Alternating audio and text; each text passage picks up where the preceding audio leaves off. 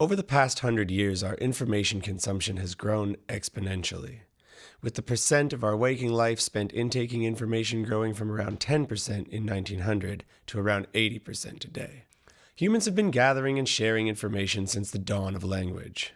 From the oral traditions of our tribal ancestors to the cloud-connected smartphones of today, we have continuously sought more precise and lasting ways to record our knowledge. For most of our history, information gathering and retention was done orally, through memory and repetition. But just over 5,000 years ago, things began to change. In several places around the globe, at around the same time, people began to write things down. And by 2,000 years ago, some of us had begun to complain about it. A biblical passage, Ecclesiastes 12:12 from the 1st century AD states, "Of making many books there is no end, and much study wearies the body." Around the same time, Seneca the Elder commented that the abundance of books is distraction. Little did he know what was to come. In 1456, the invention of the printing press set off a revolution, prompting Desiderius Erasmus, one of the many recognized humanists of the 16th century, to ask, "Is there anywhere on earth exempt from these swarms of new books?"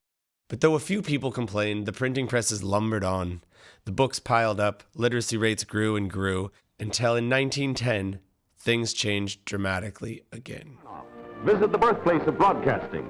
Radio's first castle was this rustic shack.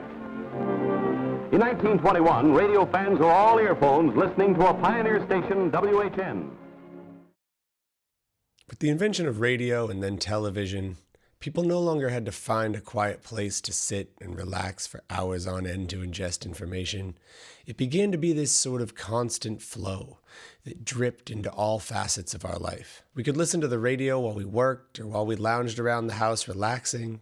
It became a social activity that the whole family could take part in, and soon, the amount of time that we spent around information began to rise. From under 10% of our waking hours in 1900 to a global average of nearly 80% today.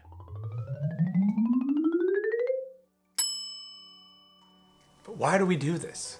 What is it about information that makes it so addictive?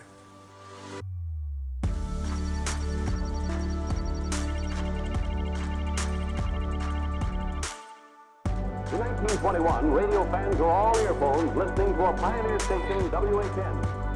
Wait till the year 2001 is that he will have in his own house all the information you need in the course of living in our complex modern society. The number of possible configurations of the board is more than the number of atoms in the universe. AlphaGo found a way to learn how to play Go. In order to understand the reasons behind humanity's fascination with information, we have to look back to the very beginning.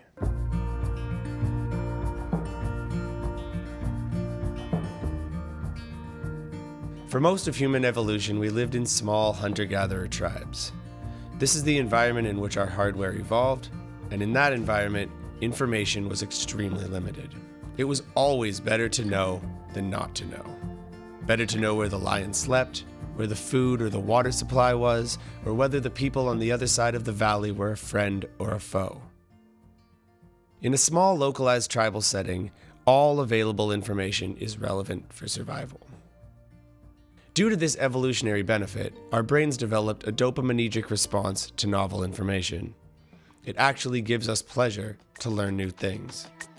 When we take that hunter-gatherer brain and fast forward to the modern, stimulus-rich environment full of endless sources of novel information, the hardware is no longer beneficial.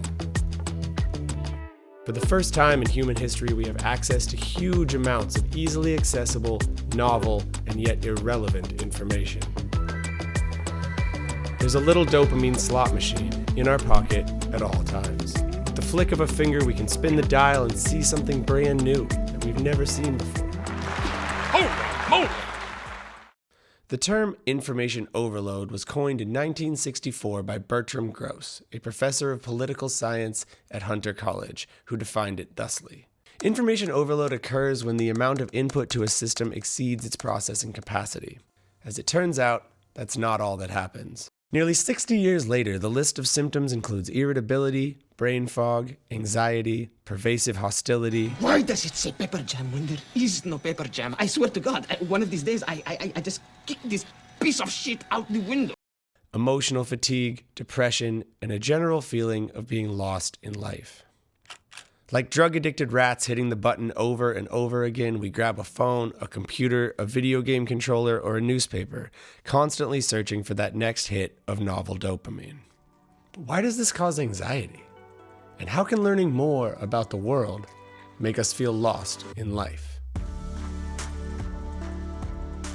To understand this, we must look at the two different streams of information entering the conscious mind.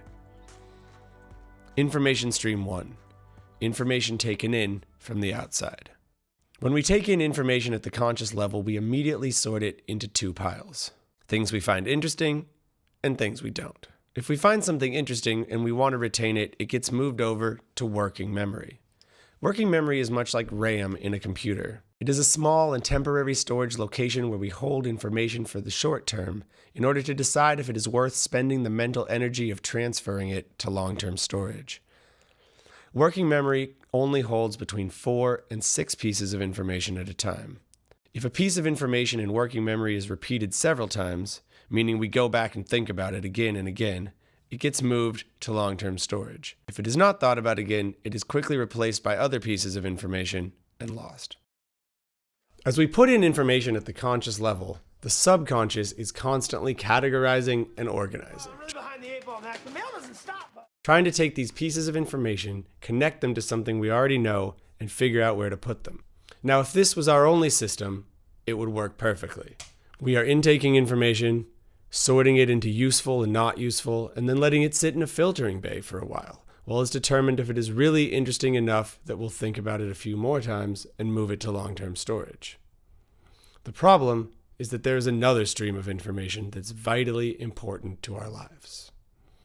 Information stream 2. Information from the inside out. During downtime, our brain takes all of the information we have put into it, categorizes it, compares it, and makes new connections between disparaging pieces. These new connections then bubble up to the conscious level as thoughts. In a way, this is actually you. What makes you a unique individual is the curation of the information you choose to retain and the new connections that you form between these disparaging ideas. Problems arise when we don't give the brain time to do this. If we are constantly inputting new information, the subconscious only has time to catalog and organize.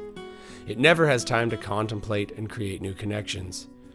If we are constantly bombarding the narrow bandwidth of the conscious mind with new information from the outside, we never leave space for our original thoughts to bubble up from the inside. Doing this for years on end, we turn into nothing more than a giant collage, bits and pieces of information all put together, repeated and jumbled without any original connections being made. Now, while this is a completely unprecedented event in human history, and we don't really know how to handle it yet, there are a few strategies that I've found useful in my own life in trying to deal with the rise of the attention economy. Strategy number 1 is picking sources.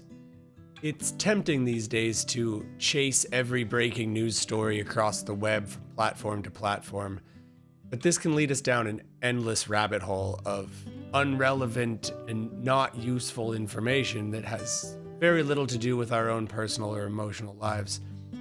If there's truly a world-changing breaking event that you really need to know about, it'll show up on one of your trusted sources. The big truths of the world are not hidden in some dark website that you have to find immediately. Strategy 2 is information filtering. I designed this little system to have it make sense to me about what information I feel like I want to have immediately and what information I feel like I need a longer, more well-researched article to make sense of what I want to talk about. Basically, if things are close to me personally, geographically, or emotionally, I want immediate information. If there's a fire in the next town, I want to know about it right away. Even if it's far away, if there's a fire in the town where my parents are staying, I want to know about that immediately. But if there's a fire in a small town in China, I don't really need to know about it right away. And the tendency with the breaking news of today is to get caught into this feeling that we need to know everything immediately, when if there's lots of fires happening all across northern China for over a long period of time, and it's due to climate change, a well-researched article would be much more useful to me in that context than immediate breaking information. Strategy 3 is push versus pull information. Most of the information that we get when we go to the internet is push information. We go to Facebook, we go to Instagram, we go to Twitter, and we see whatever the algorithm presents to us. We go to a news source, the New York Times, the BBC, we see whatever they put on the front page. And this can be useful for finding news, but